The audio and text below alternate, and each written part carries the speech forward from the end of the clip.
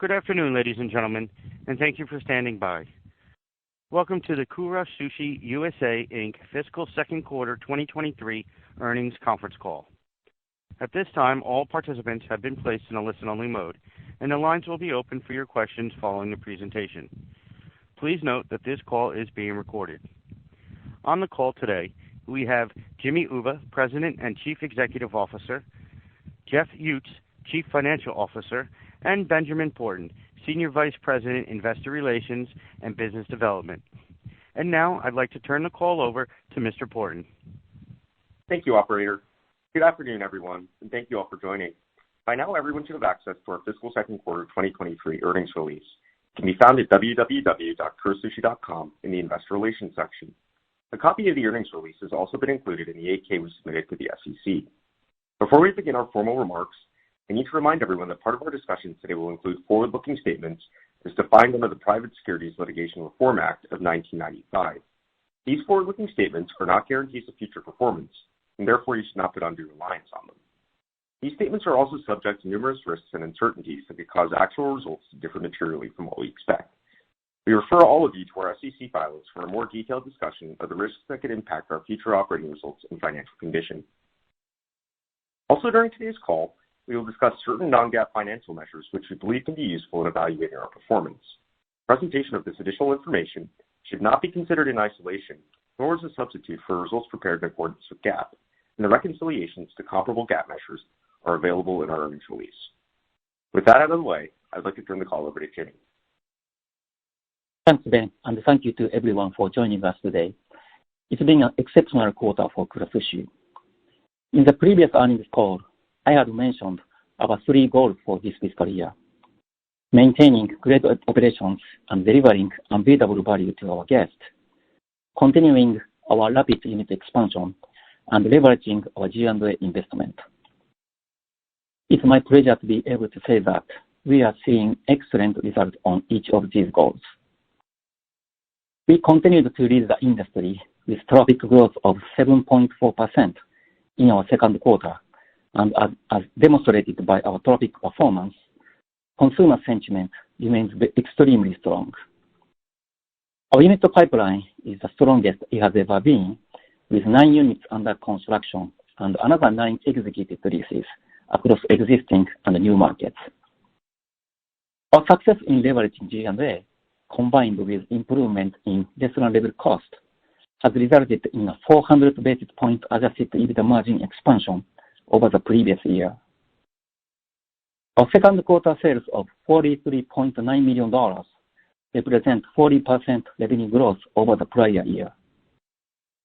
Our restaurants delivered comparable sales growth of 17.4%, which breaks down to 7.4% in traffic growth and 10% in price and mix.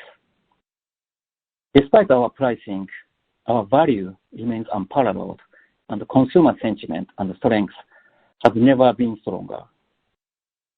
Our strong sales performance continued into March with revenue of $16.4 million and comparable sales of 11.2%.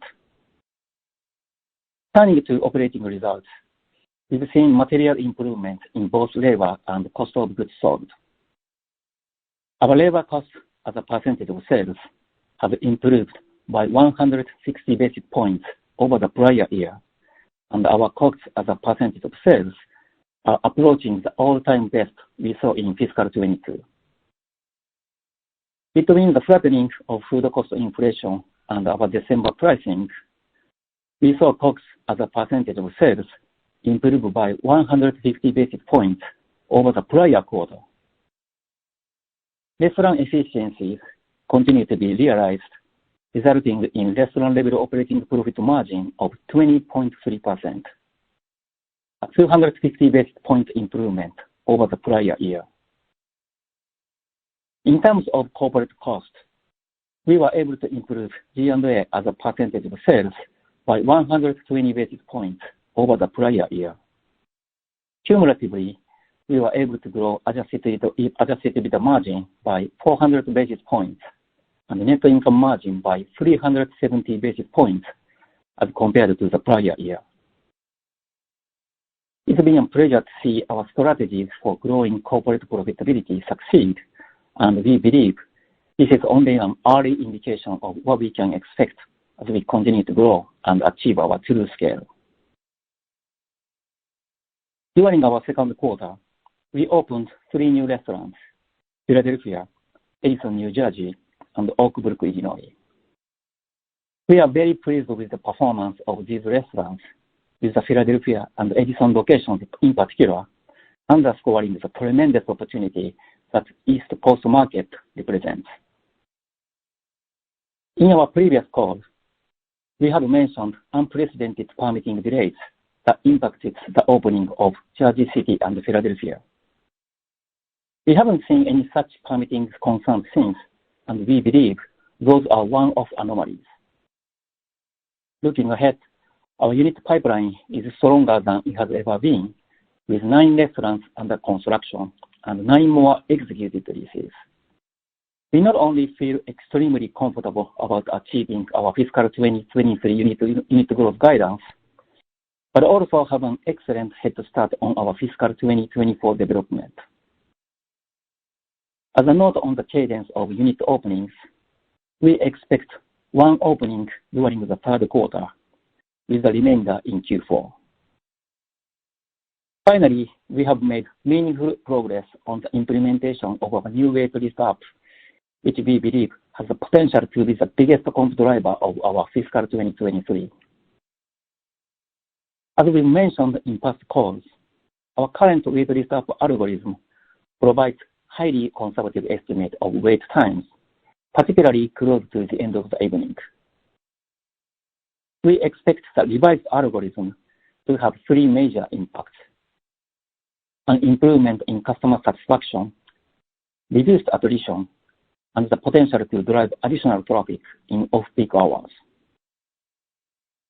I'm extremely pleased with the progress that we've seen on our marketing initiatives as well. The targeted advertising and search engine optimization we began in December has been highly effective in drawing first-time guests. Our reward membership-based growth continues to be extremely rapid, with a current count of 700,000 members as compared to the 500,000 members we noted during our November earnings call.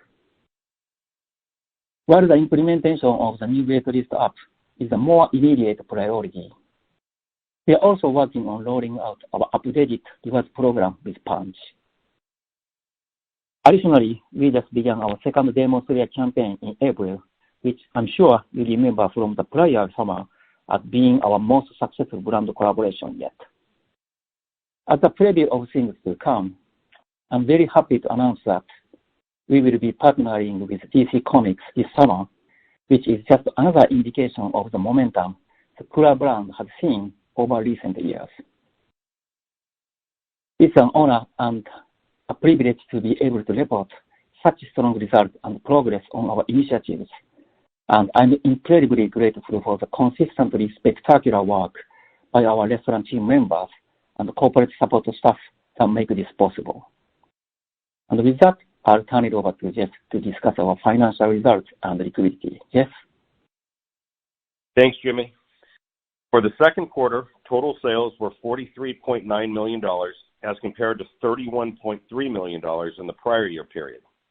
Comparable restaurant sales performance as compared to the prior year period was positive 17.4% growth, with regional comps of 20% in California and 14% in Texas. The variance in regional comparable sales reflects the relatively easier comparison for California due to Texas's faster recovery from the pandemic. This regional difference becomes minimal with a pre-pandemic 3-year comparison against fiscal 2020 Q2, with California comps of 27.3% and Texas comps of 29.4%. Turning to costs, food and beverage costs as a percentage of sales were 30.1% as compared to 30% in the prior year quarter. We are very pleased that with the flattening of the inflation curve combined with our price increases, we were able to minimize the impact to our food and beverage costs and continue to be encouraged in the trends that we are seeing. Labor and related costs as a percentage of sales decreased to 31.5% from 33.1% in the prior year quarter. This decrease is due to incremental efficiencies created by the implementation of technological initiatives, a favorable comparison in the lapping of the impact of Omicron in fiscal 22, and sales leveraging from increased traffic and pricing. This leveraging was partially offset by wage increases. Occupancy and related expenses as a percentage of sales were 7% compared to the prior year quarter's 7.4% due to sales leverage. Other costs as a percentage of sales decreased to 13.3% compared to 13.9% in the prior year quarter, also due to sales leverage. General and administrative expenses as a percentage of sales decreased to 16.2% as compared to 17.4% in the prior year quarter. On a dollar basis, G&A expenses were $7.1 million as compared to $5.5 million in the prior year quarter, with the increase largely driven by compensation as we invested in both recruiting and internally developing the management talent. As Jimmy previously mentioned, we are very pleased with the leverage we have seen in our G&A expenses and continue to hold G&A leverage as a main focus going forward. Operating loss was $1 million as compared to an operating loss of $1.9 million in the prior year quarter. As a percentage of sales, operating loss was 2.4% as compared to a loss of 6% in the prior year quarter. Income tax expense was $15,000 compared to $3,000 in the prior year quarter. Net loss was $1 million or 10 cents per diluted share compared to a net loss of $1.9 million or 19 cents per diluted share in the prior year quarter. Restaurant level operating profit as a percentage of sales was 20.3% compared to 17.8% in the prior year quarter. Adjusted EBITDA was $2.3 million compared to $0.4 million in the prior year quarter. Turning to cash and liquidity, at the end of the fiscal second quarter, we had $22.3 million in cash and cash equivalents and no debt. Lastly, I would like to reiterate and update the following guidance for fiscal 2023. We expect total sales to be between $185 and $188 million. We expect to open between 9 and 11 units with average net capital expenditures per unit of approximately $2.5 million. And we expect general and administrative expenses as a percentage of sales to be between approximately 15.5% and 16%. Please note that our guidance assumes no material changes in consumer behavior or broader macroeconomic trends. In addition, as we move on from the pandemic era, at the conclusion of the current fiscal year, beginning with our first quarter earnings call, we will no longer quantify quarter-to-date performance in keeping with pre-pandemic reporting policies. With that, I'd like to turn it back over to Jimmy. Thanks, Jeff. This concludes our prepared remarks. We are now happy to answer any questions you have. Operator, please open the line for questions. As a reminder, during the Q&A session, I may answer in Japanese before my response is translated into English. Thank you for your attention. Ladies and gentlemen, at this time, we will be conducting a question and answer session. If you'd like to ask a question, you may press star 1 on your telephone keypad. A confirmation tone will indicate your line is in the question queue. You may press star 2 if you would like to remove your question from the queue. For participants using speaker equipment, it may be necessary to pick up your handset before pressing the star key. Our first question comes from the line of Jeremy Hamlin with Craig-Hallum. Please proceed with your question. Thanks, and congratulations on the really strong momentum in the business. I wanted to come back to the wait time app and just get an understanding of, in terms of, the potential for efficiencies in the process. When do you expect the new version to be going live fully? And what do you think is the opportunity, based on what you're seeing with initial results, to potentially have a positive impact on comps? You mentioned that you think some of the kind of lower volume day parts could really see a benefit. Wanted to get a sense for what you think the potential magnitude can be. Sure. Thank you, Jeremy, for your first question. I will happy to answer this question, but please allow me to speak in Japanese. when it's going to translate. まず今回の、ワイズリーの進捗ですけど、今現在5店舗でテストをしてまして、遅くても今期中には全てロールアウトしたいと思っています。まず最初にここまでお願いします。We're currently testing the updated waitlist in 5 stores, and we expect a full rollout by the end of the fiscal year at the latest. それで今現在イニシャルのテストリザルトで言うと、具体的なウェイトタイムのアキュラシーがドラマティックに改善されていますと。これまで例えば5分以内の、正確なタイムがやる確率が例えば 70% する、それが 85% とかね、そういった形で具体的な改善が見られていますと。それによってこれまで特に閉店間際お客さんがギブアップしたところがアトリションレートが改善されるというのを見込んでいます。We're very encouraged by the initial test results.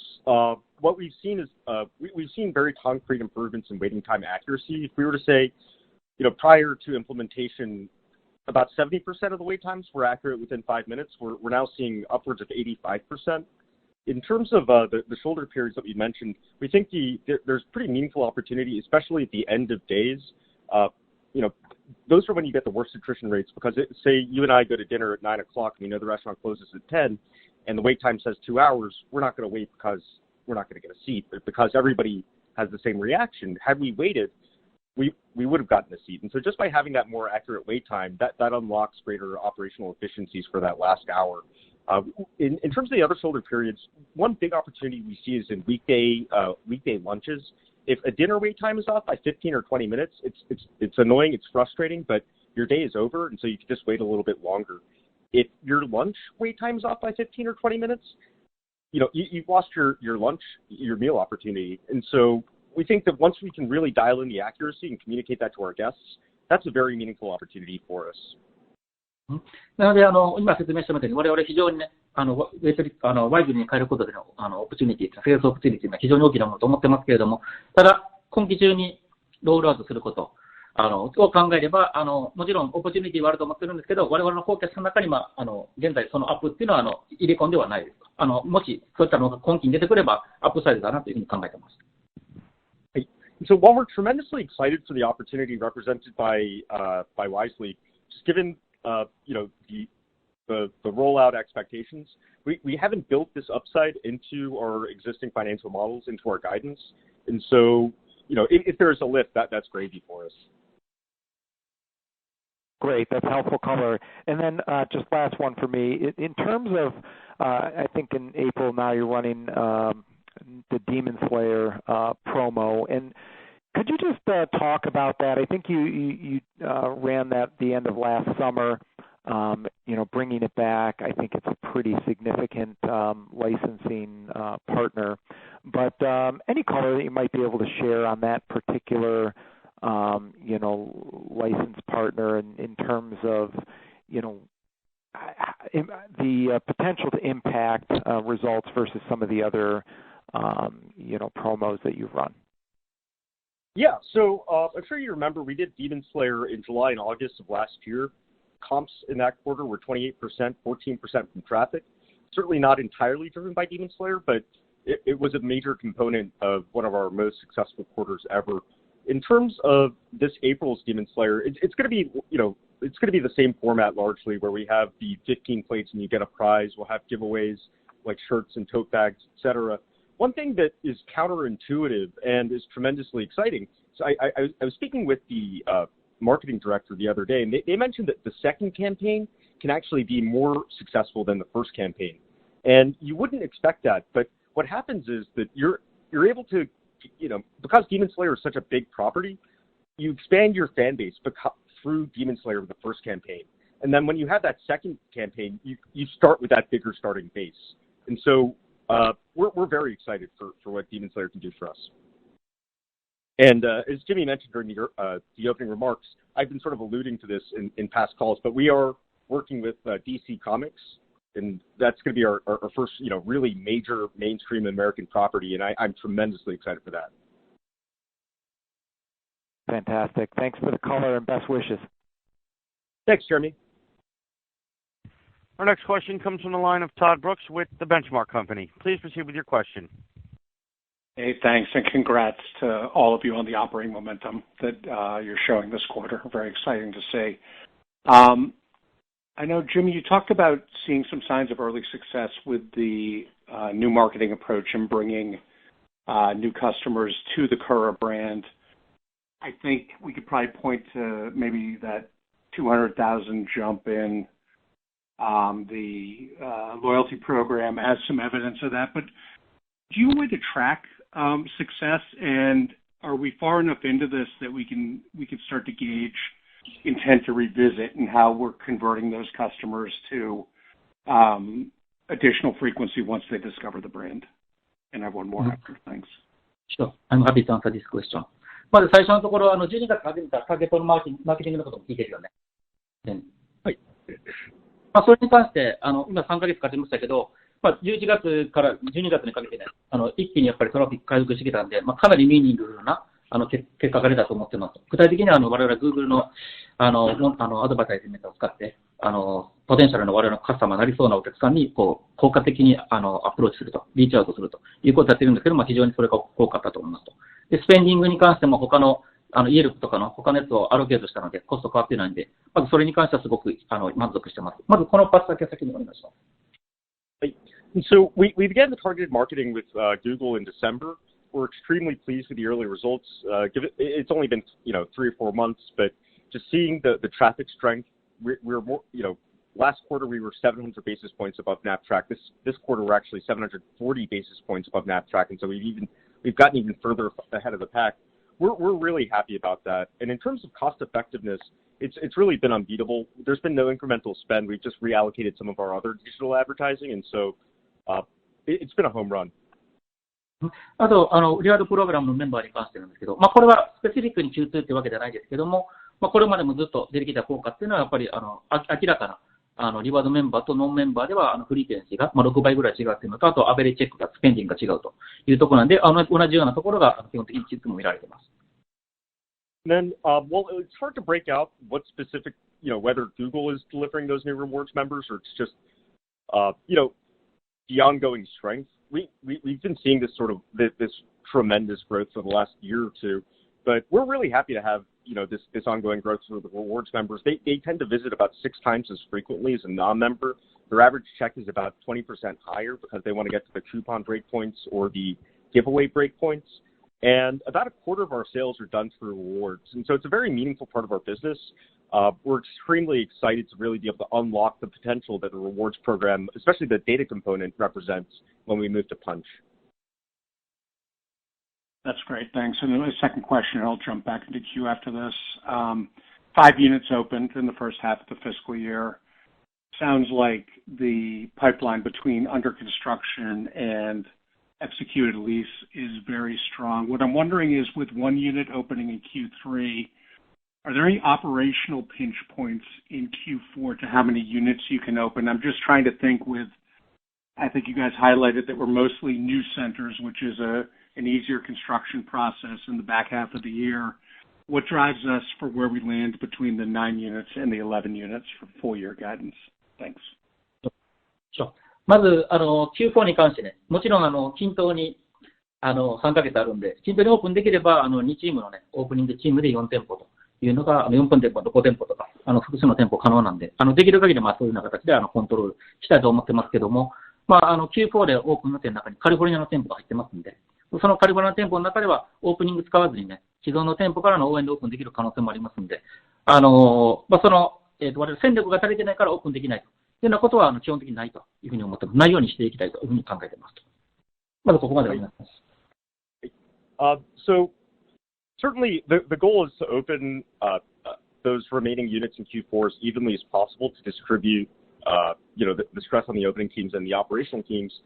But one thing that we're happy about is that some of these openings are in existing units like California, where we can really draw on the support of our existing units there, and so hopefully not have to leverage one of our opening teams.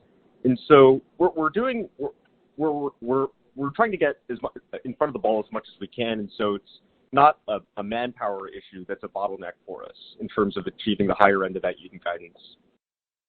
なので、ジェフがリイテレートしたように、9からの11っていうのは非常に自信がありますし、それプラス、2024がヘッドスタートを取れると、グレートスタートを切れると、これ両方とも非常に自信を持っています。Just to sort of repeat what Jeff had said in the prepared remarks, we're very confident about those 9 to 11 units, and we're extremely happy that we've got such a meaningful head start on fiscal 24. That's great. Thank you all. Thanks, Todd. Thank you. Our next question comes from the line of Joshua Long with Stephens. Please proceed with your question. Great. Thank you for taking my question. I was curious if we could run through a couple housekeeping items. The 17.4% comp during the quarter. Could we talk about how that progressed through the quarter? I know, thinking back to January, you had talked about some strong 14% area comps of December, and then also there was a bit of incremental price taken from 1Q into 2Q. So just curious if you could kind of outline how that flowed through the quarter, and then talk about any sort of acceleration and momentum that you saw in January and February. これ、マンスリーのこと聞いてるかな、12月以降の。はい。マンスリーのは改善してないですけども、基本的にQ2に関しては、Q1 と比較して一番大きな要因はオミクロンになってますと。で、その辺で、やっぱりミッドシングルデジットからハイシングルデジット、Q1 と比較してベネフィットを受けてますと。それに加えて、12月からの先ほど説明したような、ターゲティッドマーケティングですとか、IP コラボとか、このあたりがすべて機能して、Q1 と比較して、高いコンプになったというふうに分析してます。In terms of the difference between Q1 to Q2, the biggest single factor would be the impact of the easier comparison in Omicron. That's probably going to be responsible for low to mid single digits of that comp. Besides that, we're very pleased with the performance of the targeted marketing we began in December, and we as well as the brand collaboration that we did through our partnership with My Hero Academia. As a reminder, we lapped 2% pricing in March.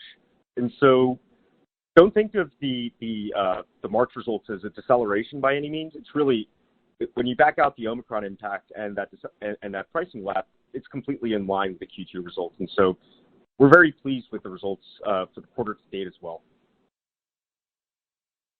Great, that's helpful. And then maybe just kind of level setting that pricing conversation. I feel like you had taken, I think, did it turn out to be an incremental 700 basis points from 1Q into 2Q. I think you had taken that in late December, so maybe you didn't get a full 700 basis points for December. But is that where you shook out for the quarter? And then as you think about rolling into March, to your point, Ben, you roll off about 200 basis points, so that kind of has about 13% menu price embedded in what we should be expecting for the 3Q period? Yeah. Yes. まず12月 7%、12月のビギニングオブデセンバーに 7% やってますと。で、その効果っていうのは持続してます。で、3%、それで3月に 2% がラップアップしたっていうのが、ピリオドになってます。なので、Q2 の間は、14.4%、エフェクティブプライスで、3月以降は、2% で 12.4% になっています。その結果、Q2、客数アップしてますし、3月も、モーレストリーにポジティブな客数になってますんで、非常にお客さんには好意的に受け入れられていると思ってます。はい。So, to clarify, we took pricing during the first week of December, not the first day, and so the benefit was still partial, but more meaningful than if we'd taken it in the last quarter. The effective price that we were carrying throughout Q2 is 14.4%. With us hitting March, we're enrolling off 2%. We'll be carrying around 12.4% for Q3. As we mentioned in the prepared remarks, the traffic being up 700 basis points in Q2, traffic being positive in March as well. We're extremely happy about consumer sentiment. We think we're in a very strong position. Understood. That's very helpful commentary. I appreciate that. Was curious if you might be able to talk about the inflation outlook for the year. Obviously, you had gotten some good visibility earlier in the year. It seems like things were cooling down. That sounds to be more or less the case. Is that what is driving kind of much of what we should expect to see over the course of the year? Previously, you talked about maybe some sourcing initiatives, maybe longer-term opportunities to optimize the supply chain. Anything you could share there in terms of just how to think about some of these cost line items as we go through the rest of the year would be helpful. Yeah, Josh, Jeff. In terms of inflation, I think I mentioned at ICR that what we had started to see, we were very happy with, and that came to fruition, as you can see in our results with the cost of goods sold number. The year-over-year inflation is about 7.5%, which is a deceleration from what we had seen in Q1, where we believe the year-over-year was about 10%. So the numbers are improving. They're continuing to show, we're continuing to be happy with where they're coming out. And what we're getting really a double benefit because we're seeing not only a leveling off of the inflation, but because we took the pricing increase, we're kind of getting that benefit and that flow through on both sides of that equation. So going forward for the rest of the year, I'm really happy with where our COGS forecast is. Great. That's super helpful. But some of the tech initiatives or efficiencies from tech initiatives have been talked about in prior calls and maybe alluded to a little bit here. Can you talk about the impact of those initiatives in terms of driving the better year-over-year labor margins? I imagine some of that was price, some of that was operational execution, just momentum, but you have had some pretty interesting tools, whether it's robot servers, order-the-table drinks. I think there had been some discussion of maybe some robot dishwashing at some point, but could you remind us kind of what is embedded here in the 3Q results and how we might think about the rollout of some of those initiatives over the course of the year? では、まず、3つの、テーブルサイドペイメント、タッチパネルオーダー、あとロボットサーバー。これに関しては引き続き、これまで申し上げている通り、50ベースポイントから60ベースポイント。この部分の効果が、Q1、Q2 ともに出ていると見ています。ただし、Q3 のね、昨年の Q3 の途中から導入しているんで、Q3 以降は昨年と比較したときにね、その効果っていうのは一旦ラップしていきますんで、そういうふうにまず理解していただければと思います。ここまでちょっと弁護お願いします。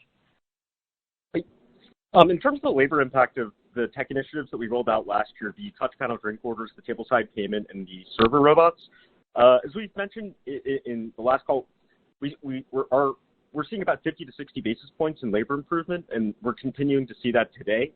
One thing to keep in mind is that when we rolled out the robot servers, that was also a traffic lift as well because the experientiality is one of the reasons, our Q4, which was the first quarter we had full rollout of robot servers, our traffic was up 14% in part because of that experiential addition. And so as we lap that rollout in Q3, we'll still have the labor benefits, but we're not going to have the traffic tailwinds that we had from that, from the novelty of the robot servers. あともう一つ、ちょっと Q2 のレーバーで、ちょっとキープインマインドしていただきたいのがですね、もちろん我々この50ベースポイントと60ベースポイントレベルのレーバーエフィシエンシーっていうのは、もうワークスケジュールから確認取れてるんですけども、一方で、我々同時に 10% のね、レーバーインフレーションっていうのをQ3 に直面してます。なので、おそらく皆さん計算したら分かると思うんですけど、12月 7% っていうレバレッジが、Q1 と比較してね、フルに出てないです。それが大きな理由ですので、レーバーのエフィシエンシーは出てるけれども 10% のレーバーインフレーションがあったから、今 Q1 と比較して Q2 っていうのはモデストなレベルのディクリースにとどまっているというところで、これが Q3 以降も続くというふうに予想してますので、できる限りね、よく抑えるように努力していきたいなというふうには考えています。In terms of the 50 to 60 basis point improvement we just mentioned, we're very, it's a very hard number. It's a very concrete number for us. We can see it reflected in the schedules that we've built and the working hours that are required to operate our restaurants. But people might notice that, we didn't get the full leverage flow through from the pricing that we took in December in terms of labor. And that's because we're seeing about 10% labor inflation year over year. We're hoping for that to ease, but it's not baked into our expectations. And so that's going to be, an ongoing factor for us in Q3 and Q4. We're going to do absolutely our best to manage that, but that is, the labor market that we're in right now. In terms of the wait list, that's going to come, the labor advantage of that is really going to be coming more from sales leverage. It's just being able to serve more guests per day, which allows you to spend your labor dollars more effectively. And in terms of the dishwasher, the technology is live, it's ready to go. It's just a matter of getting certification, but that's a pretty opaque process. Historically, it's been 1 to 2 years. Given just how much upside we see in it, we're going to be pushing as much as we can, but ultimately we're at the certification agency's mercy. But the expectation would be that it would have at least the impact of those 3 initiatives, if not more. Great, that's helpful. And last one for me, when we think about these G&A efficiencies, how much of that is being driven by some of the things that you talked about, Jeff, when you onboarded in terms of opportunities to optimize spend and really just think about the timing and cadence of investments versus just some of the near-term sales leverage as we think about kind of the guidance range being given in terms of, G&A margins. Is there more to come there? How early on are we in terms of really being able to optimize the overall spend in kind of G&A investment pipeline? We're very happy with 120 bips that and leverage that we achieved in this quarter, and that's just the start. We're continuing to work hard. One of the reasons we're being able to see benefits right now is in the last 12 to 18 months, we spent a lot of money investing in the office in terms of C-suite and vice president level positions, expensive people. We've built that team out now. We're not going to have those additional hires of that magnitude going forward, and that's going to continue to help the G&A leverage. The other thing that's going to help the leverage on the regional side is if we continue to infill markets with additional restaurants, we'll be able to be much more efficient with our area managers. And instead of an area manager having, say, 5 or 6 restaurants, maybe in 4 or 5 states, we'll be able to compartmentalize them more into restaurants that are closer, and we'll be able to save on travel, and it'll just make their time much more efficient as well. So those are the two things going forward that I believe are really going to deliver more G&A leverage. There is more to come. Haven't given a timeline on when we're going to get down to a single-digit number. However, what we've seen so far has been really, really encouraging, and there is more to come. Great, thank you. To add on that, the G&A spend in terms of operations, like the regional managers, that spend is going to sort of follow a bell curve. So as Jeff mentioned, as we infill, we'll be able to assign more units to each regional manager, but the opening teams are a pretty meaningful part of our G&A as well. We've got 2 right now. Each cost about $1 million per year to operate. When we were talking about the pipeline before, we mentioned how markets like California, you don't need an opening team, and so as we continue to infill, those very meaningful G&A investments become unnecessary and can actually the hope is eventually those teams they'll become, store managers or regional managers, and we won't need opening teams once you reach a certain point. And also, while the expensive G&A hires have ceased, we've filled most of those positions. We're not going to cut back on making sure that we have a development and real estate team in place that we need in order to keep the pipeline as robust as it is. As Jimmy mentioned in the prepared remarks, we have 9 restaurants under construction and 9 more executed leases, and we need to continue to add to that pipeline, and we want to make sure that we have the right teams in place in order to keep it as robust as we need it to be in order to continue the growth pattern that we've seen in the number of units. And then the other area that we just talked about is regional management. As we add restaurants, we are going to have to continue to add area managers to make sure that we continue to support the restaurants and provide the best customer guest service that we possibly can and that we're known for. Thank you. Thanks, Josh. Our next question comes from the line of Sharon Zackfia with William Blair. Please proceed with your question. Hi, good afternoon. My cell actually went out for part of Jeff's commentary, so I apologize if you talked about this. But in terms of the development pipeline, how far out now are you working? Are you working on kind of fiscal 25 at this point? And can you talk about kind of the quality of the kinds of sites that you're able to get now and maybe contrast it to, 2019 or before the pandemic? まず、今、動いていると、取り組んでいるところで言うと、基本的に FY24 のプロジェクトがメインで、25もいくつか入っていると。そういうようなところです。まずここまで説明をお願いします。Generally speaking, the units in our pipeline, they're for fiscal 24. There's a couple of fiscal 25 sprinkled in there, but what we're looking at is mostly 24. で、サイトクオリティに関してはもう日に日に良くなっているというふうに思います。私も行ったことがあるね、マーケットのところは行ってないけど、行ったことない。私も大体のロケーションを実際に見て行きますけれども、非常にクオリティ高いので、これからもね、AUV 維持できるか、もしくはAUV をね、このエクシードするためのドライバーになるんじゃないかというふうに期待しています。The quality of the sites that are being brought to us, they're improving every day. Jimmy, he tries to personally visit as many of the sites as possible, and it's obvious the quality of the sites are amazing. One thing that's been really fun is some of the sites that Jimmy and I have been looking at for the last 5 years, been waiting to get into. We've been able to get into them, and they've been just as successful as we'd hoped, and so that's been really fun to see. I know for people that are familiar with the story, we mentioned how during the pandemic we made very aggressive investments in terms of real estate, we built that $45 million revolver with a parent. We hired our first chief development officer who's opened thousands of units. And we aggressively signed leases in places that we would have otherwise been inaccessible to us at that point, like, Westfield. But because we have 1 to 2 hour dinner lines, we're great tenants, and now Westfield wants us everywhere. And so at the time of the when we first signed these leases, we were extremely excited, but there was, an internal concern that this boost will be limited to the fiscal 21 and 22 stores. But what we're seeing is that this success is really just, it's snowball. It's just getting better and better. And so our expectation is that our AUVs are going to stay just as strong, if not even stronger. The development is as strong as it's ever been. We're very pleased. Sharon, I apologize. Sorry. Did we answer all of your questions? I had a follow-up question, but Jimmy, I didn't know if you had more to add. No. Okay.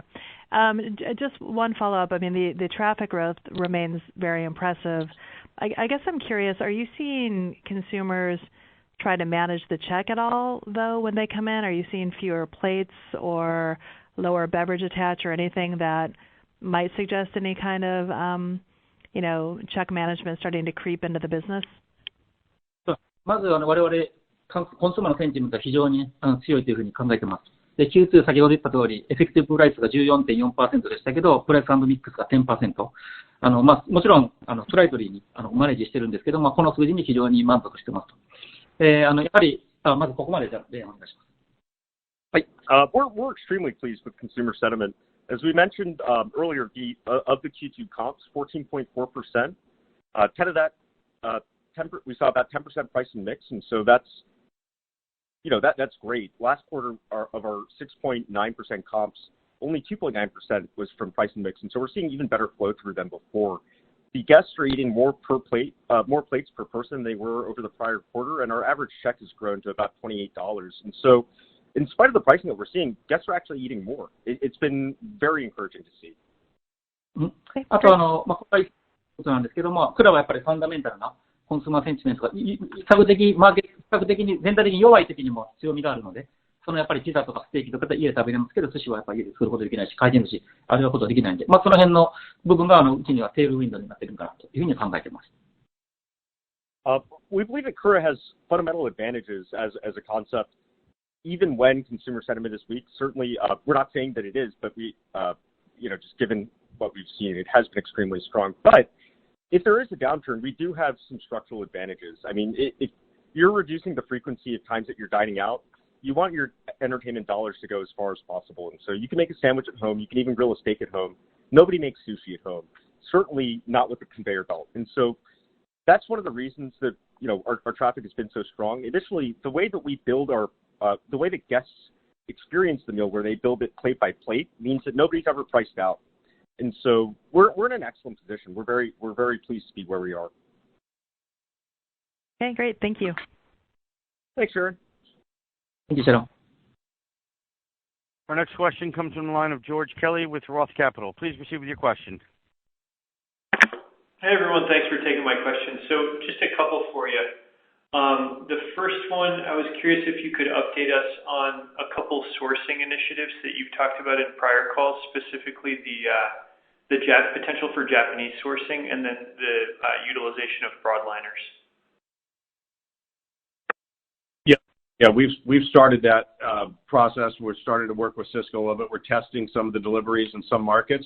That's something that we're just not going to flip the switch on, because getting the products in at the right time, efficiently and effectively is so important that we have to take this slowly and make sure that we're completely dialed in before we flip the switch to the whole company.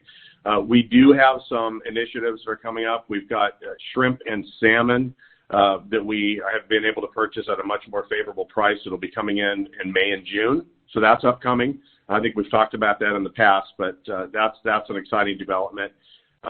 And one thing that I'm really excited about too is it'll be much easier for us to forecast where we're going to be in terms of COGS, because in the past we've kind of been riding the market. The markups were kind of around, across the board. And once we get everything into more of a broadline system, we'll be able to know exactly what the markup is, exactly what we're paying, and we'll be in a much better place in terms of forecasting, not to mention our actual results going forward should be better as well. So it's in process, but we're taking slowly to make sure that we're really dialed in before we roll it out system-wide.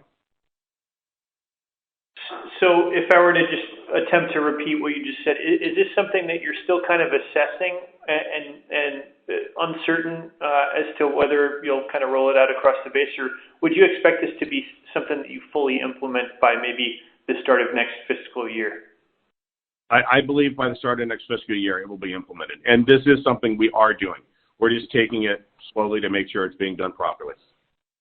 Okay, understood. Thanks. And then second question for me, just curious if you are contemplating taking additional pricing this year. And then another question is just the timing of the DC Comics partner. When is that stuff? Is that in July and August, or if you could specify that? And that's all I had. Thank you. まず、プライシングに関してですけども、7月に我々の店舗が複数ある地域でミニマムリッチ上がっていきますので、あと、先ほど説明したように、直近では 10% のレーバーインフレーションに直面してますから、それらを含めて、あと、その他ね、ジムから話しては、コークスの、インフレーション落ち着きましたけど、その他経費とかもね、いろいろあるので、すべてのことを踏まえて、必要であれば、注意深く、調査を行った上で、必要であれば、プライシング、どっかのタイミングで行うと思いますと。まだスペシフィックなプランはないですけど、必要であれば行います。はい。行っても、We have no specific plans at this point, but there are a couple things, that are useful to consider. One would be that we're going to be lapping 6% price in July. We'll no longer have that benefit. We are still seeing that, that 10% labor inflation that Jimmy had mentioned, and there are typically minimum wage increases in July in especially in our Los Angeles markets. And while COGS inflation is easing, we are seeing ongoing inflation in, non-COGS expenses. And so while we have no current plans, we're going to be flexible in terms of making sure that we're able to make the best decision possible for that point in time. What we'd like to reiterate is that whatever pricing we take would not be a margin driver. That's not why we take price. It would be purely to offset increased costs. で、あと DC コミックの件ですけど、これはthis summerでタイミングなんで、これまでと違うお客さんにリーチできるんで、すごく我々はエキサイティッドしてますけども、どんだけの効果あるかっていうのも、ちょっと我々もちょっと計り知れないんで、当然このフォーカスの中には入れてないですけど、もし我々も想定超えれば、去年のデモンスレーに超えたら、我々としてはいいサプライズになるかなと思っています。We're really excited about DC Comics. We think it's going to get us in front of a new and different audience from what the past collaborations have done. We haven't baked in a bonanza, and we'd be really pleased to see it beat Demon Slayer. But one thing is that DC will be starting in August, whereas Demon Slayer had July and August. Understood. Thanks. Thanks, George. We have a follow-up question from the line of Todd Brooks with The Benchmark Company. Please proceed with your question. Hey, thanks for squeezing me in. Just going back to the commodity side, I believe across the course of last year when demand was robust, your supply chain had issues keeping up. So your vendor base got a little deconsolidated.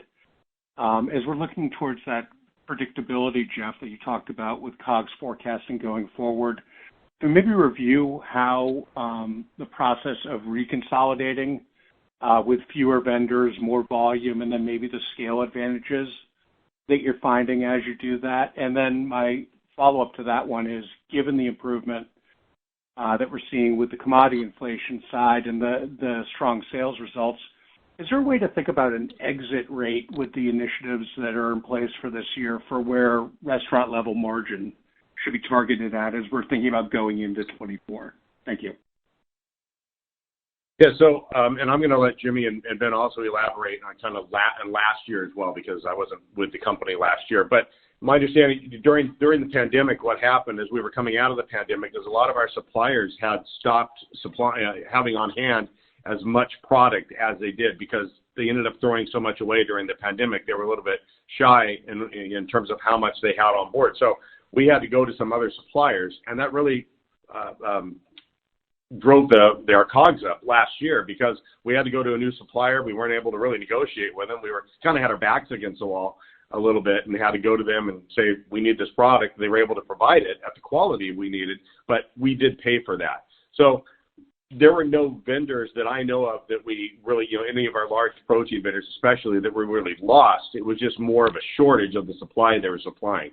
And we're back to buying our products from the pre-pandemic suppliers for the most part. Is there anything additional? No, I think you explained everything. Okay. And then, Todd, I'm sorry, can you ask your second question again one more time, please?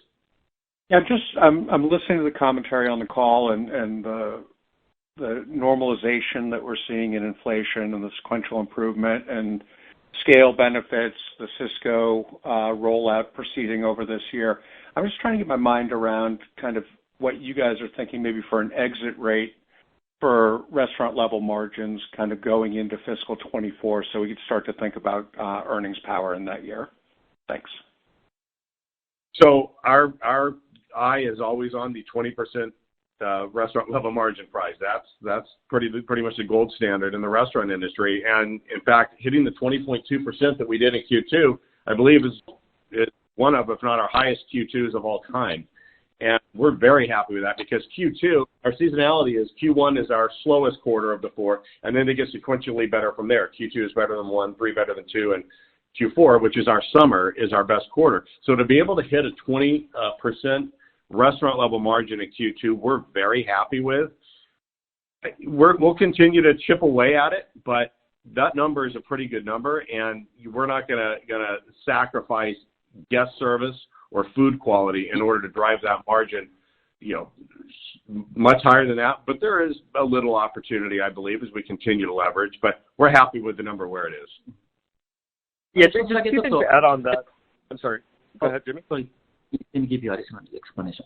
コックスとかね、今説明した通りなんですけど、一点だけもう一回私リマインドしたんですけど、やっぱり、レーバーインフレーションに関してはやっぱり 10% ね、受けてますんで、その辺だけ、やはり、我々もしっかり、考慮してますし、皆さんにも、そこの部分は、Q3 以降も、それが、影響がある程度続くということを想定してほしいなと思います。これちょっと、As a reminder, that labor inflation that we mentioned, we do expect that to continue through Q3 and Q4 and potentially past that. And so please be mindful of that as well.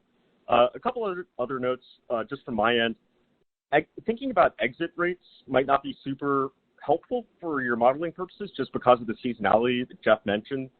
Q4's restaurant level operating profit margin and Q1's restaurant level operating profit margin are materially different. If you go through any of our past things, I'm sure you'll see that. And just to echo Jeff's note, we're very happy with that 20% plus. It's one of the industry bests. It's great to see ongoing improvement, but in terms of the major opportunity for top and bottom line, that's going to be the ongoing unit expansion and leveraging of our G&A. Great, thank you all. Thanks, Todd. Thank you. Our next question is a follow-up question from Joshua Long with Stephens. Please proceed with your question. Great. Thanks for squeezing me in for the follow-up. I was just curious, it looked like there were maybe a couple remodels during the quarter of maybe some of your older units. Just curious if that was maybe a one-off opportunity or a remodel or something a bit more comprehensive is in the works. Just curious on either set up for that and or what you learned by going back and looking at some of those. I think it was in your California market.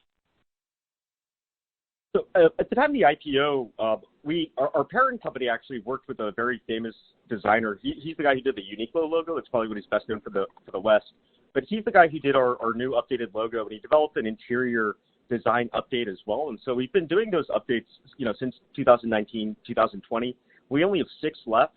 They cost on average maybe $200,000 to $300,000. But after those 6, we're caught up. Great. Thank you. Thanks. That concludes our question and answer session. That also concludes our conference. Thank you for your participation. You may disconnect your lines at this time, and have a wonderful day.